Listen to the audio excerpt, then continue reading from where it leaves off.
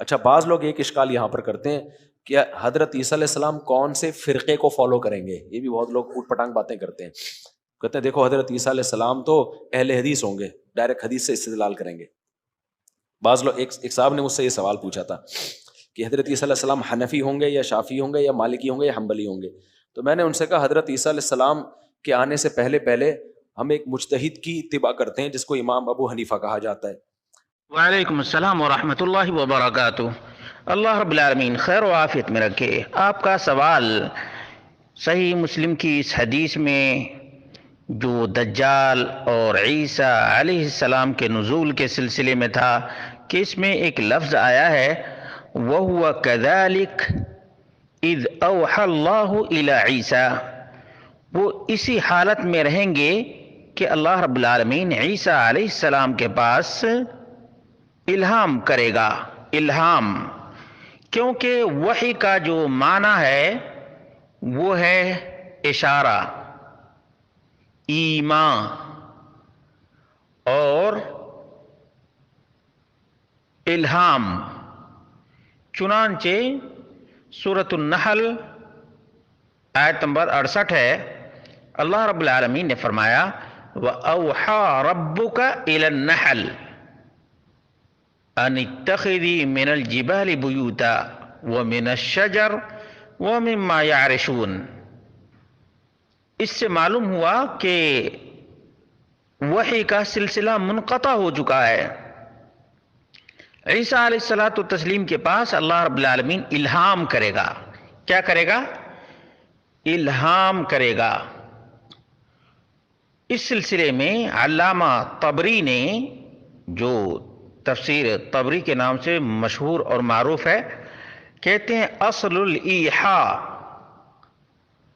اوحا یوحی ایحاءً، کہتے ہیں القا یلقی القاءً کے معنی میں ہے کہ القاء الموحی الی الموحى الیہ، وحی کرنے والے کی طرف سے جس کے پاس وحی کی جا رہی ہے اس کی طرف کوئی بات، کوئی کتاب، کوئی اشارہ یا کوئی رسالہ بھیجنے کے معنی میں ہے۔ وَذَلِكَ قَدْ يَكُونُ بِكِتاب، یہ کبھی کتاب کی صورت میں وحی اور کبھی اشارے کی صورت میں بِكِتَابٍ وَإِشَارَةٍ وَإِيمَاءٍ وَبِإِلْهَامٍ وَبِرِسَالَةٍ، وحی کی یہ سب صورتیں ہیں۔ یکون بکتاب یعنی کتاب کے ذریعے سے، اور اشارہ، ایما، الہام، رسالہ۔ ولذلك قالوا الوحی الاشارہ، وحی کا جو اصلی معنی ہے وہ ہے الاشارہ، اشارہ کرنا۔ دوسرا معنی ہے والکتاب والرسالہ۔ وَكُلَّ مَا أَلْقَيْتَهُ إِلَى غَيْرِكَ حَتَّى عَلِمَهُ فَهُوَ وَحْيٌ كَمَا كَانَ، اور ہر وہ چیز جو تم کسی کو دو یہاں تک کہ وہ جان جائے تو وحی ہے، چاہے جس صورت میں بھی ہو۔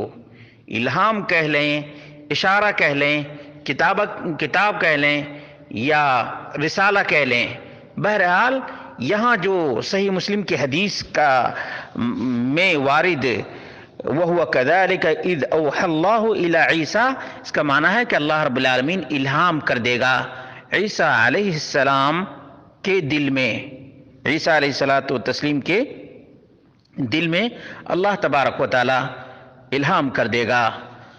اور یہ موسیٰ علیہ الصلاۃ والتسلیم کی والدہ کے ساتھ بھی پیش آیا ہے۔ سورہ طٰہٰ میں اللہ رب العالمین نے بیان کیا وَأَوْحَيْنَا إِلَىٰ أُمِّ مُوسَىٰ، وحی کا معنی وہ نہیں جو جبریل علیہ الصلاۃ والتسلیم لے کر کے نبی کے پاس آتے تھے، نہیں، دل میں اللہ رب العالمین نے جو بات القاء کر دیا یا الہام کر دیا اس کو بھی وحی کہا جاتا ہے۔